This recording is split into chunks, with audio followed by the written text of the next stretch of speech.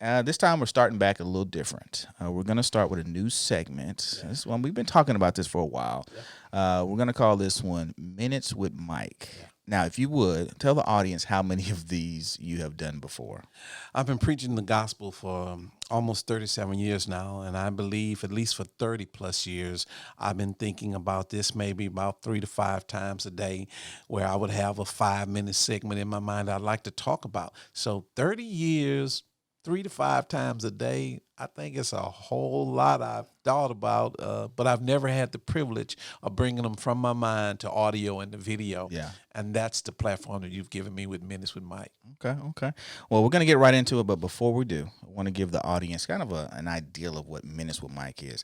So this is going to be a segment that's going to follow along with the Garden of Truth podcast that we do, that we put out.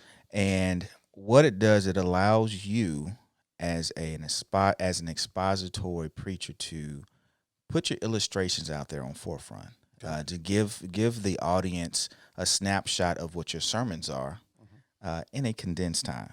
So if you like what you hear here, if you like what you hear on this segment, you're gonna like what you hear on our other podcast, Mike Boston from the Pulpit. All right, so we're gonna get right into it. Now I normally don't do this, but I'm going to read from my notes today because the way this one starts, in a recent sermon, you spoke on how God's purpose for a delivered believer can be explained by using the Beverly Hillbillies. Yeah. Now, you got to break that down for me and the audience. I'll tell you about the show in a minute, but let me give it this biblical context first. Many people miss out on what God has purposed for them because they want to still do things the hard way. They still want to do the things their old way, the way they've been used to or accustomed to doing it. Because they have that mindset, they cannot step into God's glorious future for them. And because they still want to cling on to that old rough yet uncomfortable, comfortable past, but rough past that they live with. And so my point was, for a believer, their location has changed because now we're in Christ. But for many, their mindset haven't changed. Oh, yeah. And so I used those people in the Beverly Hillbillies, Uncle Jed, Granny, Ellie Mae, and Jethro. I really use Jethro. Jethro is my hero because the truth of the matter is Jethro is my hero. Ask me why. I'll tell you why. I'm glad you asked.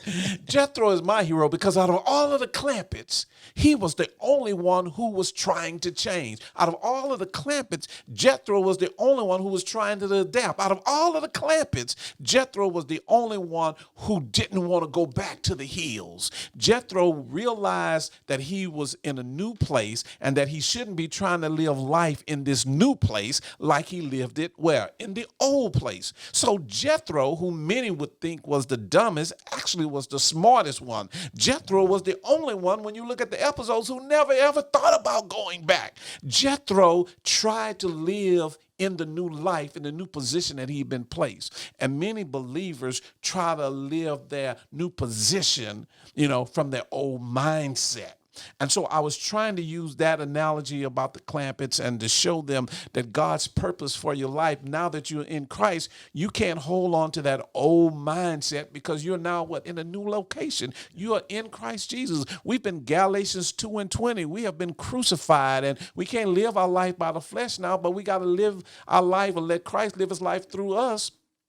Because we've been crucified to that. And so my point was, for a believer, you have to know, being in Christ, you can't hold on to the old mindset.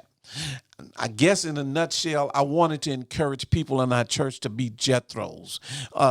Jethro in the Bible, his name was meant to be Jethro, who was Moses' father-in-law in the Old Testament. His name meant he who has turned away from idolatry. So in other words, he had left the old things from behind. I want to encourage people to be the Jethros in their family. Be the one who will recognize that God has placed them in a new place and that God has blessed you with new things for your good good and for his glory. I want to encourage people to be the Jethro in their family, to leave the old things behind. Old things have passed. All things have become brand new. Be the Jethro in your family. Be the one in your family who chooses to focus on Christ today and tomorrow and not yesterday. I want to encourage them to be the Jethros in their families, unlike the rest of the members in their families who are not trying to disconnect from their past. And then finally, this is what I said.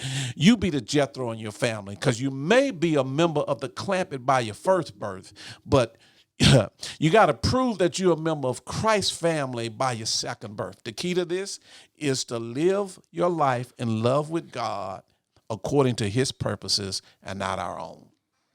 All right. That's our first Minutes with Mike. How you feel? I feel good about it. If you're all right with it. Hey, I'm good. And we're going to leave it right there. Yes, sir. And we'll catch you on the next one. Thank you. All right.